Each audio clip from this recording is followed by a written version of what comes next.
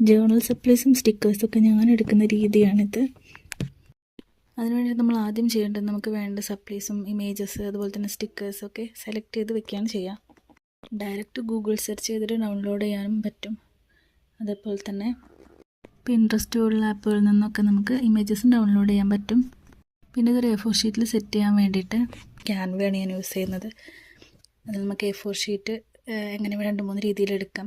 ഞാനിവിടെ സൈസ് കൊടുത്തിട്ട് സെൻറ്റിമീറ്ററിൽ സൈസ് കൊടുത്തിട്ടാണ് A4 ഷീറ്റ് എടുക്കുന്നത്. പിന്നെ അതിൽ സെറ്റ് ചെയ്യുക.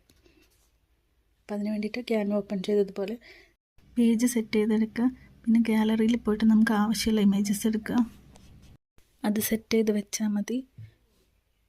ഇതുപോലെ ക്ലിയർ ചെയ്തിട്ട് ഓരോരോ പൊസിഷനിൽ കറക്റ്റ് ആക്കിയിട്ട് ആ പേജ് നമുക്ക് എത്രത്തോളം യൂസ്ഫുള്ളാവുന്ന രീതിയിൽ സ്റ്റിക്കേഴ്സ് വെക്കാം. അങ്ങനെ കംപ്ലീറ്റ് ചെയ്ത് വെക്കുക. അതിനുശേഷം നമ്മളത് സേവ് കൊടുക്കുക. സേവ് കൊടുത്തിട്ട് ഇതുപോലെ സെറ്റ് ചെയ്യുക. എന്നിട്ട് സേവ് കൊടുക്കുക. സേവ് ആയതിനു ശേഷം നമുക്കിത് ഗാലറിയിൽ കാണാൻ പറ്റും. പിന്നെ നമുക്കിത് ഡയറക്റ്റ് പ്രിൻറ്റ് ചെയ്യുന്ന ഷോപ്പിൽ പോയി കഴിഞ്ഞാൽ പ്രിൻ്റ് എടുക്കാൻ പറ്റുന്നതാണ്. ഇങ്ങനെയാണ് ഞാൻ ഓരോ പേജുകളും ക്യാൻവയിൽ നിന്ന് സെറ്റ് ചെയ്തിട്ട് ഇമേജ് ആക്കി ഡൗൺലോഡ് ചെയ്യാറുള്ളത്. ഇത് PDF ആയിട്ട് നമുക്ക് സേവ് ചെയ്യാം, അല്ലെങ്കിൽ JPEG ആയിട്ട് നമുക്ക് സേവ് ചെയ്യാം. എങ്ങനെ സേവ് ചെയ്താലും എനിക്കൊരു ക്ലാരിറ്റി കുറവൊന്നും ഇതിൽ തോന്നിയിട്ടില്ല. ഞാൻ JPEG ആയിട്ടാണ് സേവ് ചെയ്യാറുള്ളത്.